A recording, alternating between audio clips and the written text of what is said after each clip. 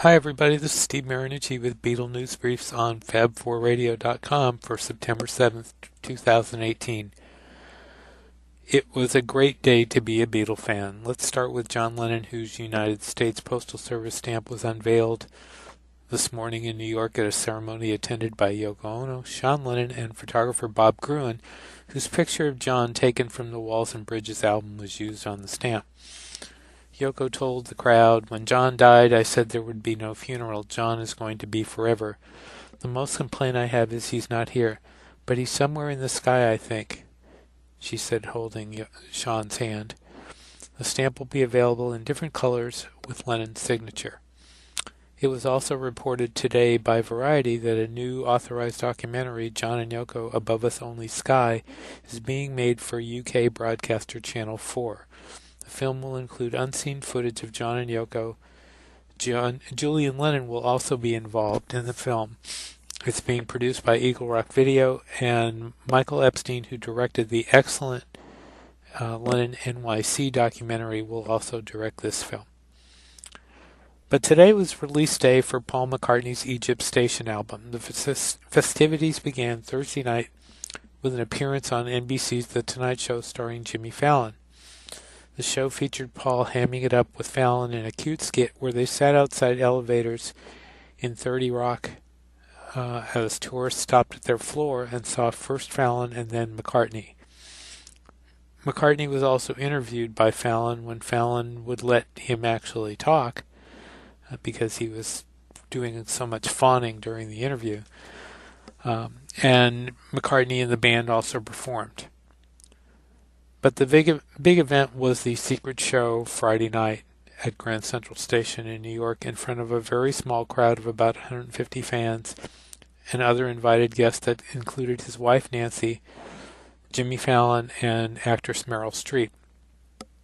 We thought it was a really good show with some nice surprises in the set list that one would guess will carry over to the Freshen Up tour. He performed 3 new songs from the album, Come On To Me, For You, and Who Cares. The last sounded really great live. Paul's voice sounded a bit rough. That could have been the venue because it was a small venue and it was kind of closed in. But he sounded pretty good, thanks to Giles Martin at the soundboard.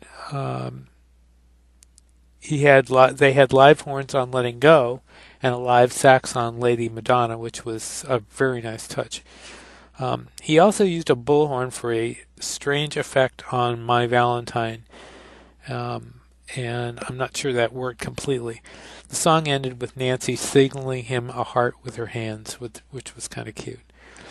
The show is available on demand on YouTube right now if you missed it or you want to see it again. We reviewed Egypt Station for Access.com today.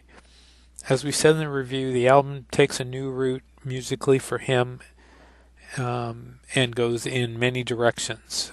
Not all of it is smooth. It's got some ups and downs. 3 of our favorite tracks are Who Cares, Dominoes, and Do It Now.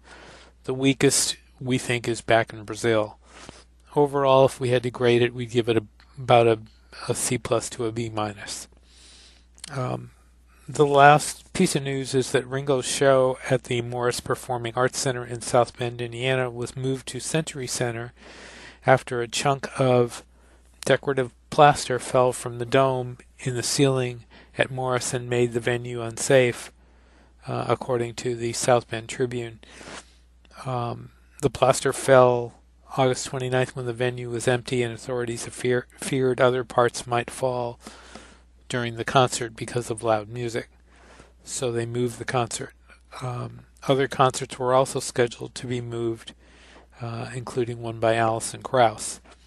Ticket holders for the Ringo concert were notified by mail. That's all for now. We'll be back here soon on fab4radio.com. Please be sure and join our Beatles News and Information page on Facebook for all the latest up-to-date info and news on the Beatles, and where you can interact with us and see the latest stories we've written on the Beatles first.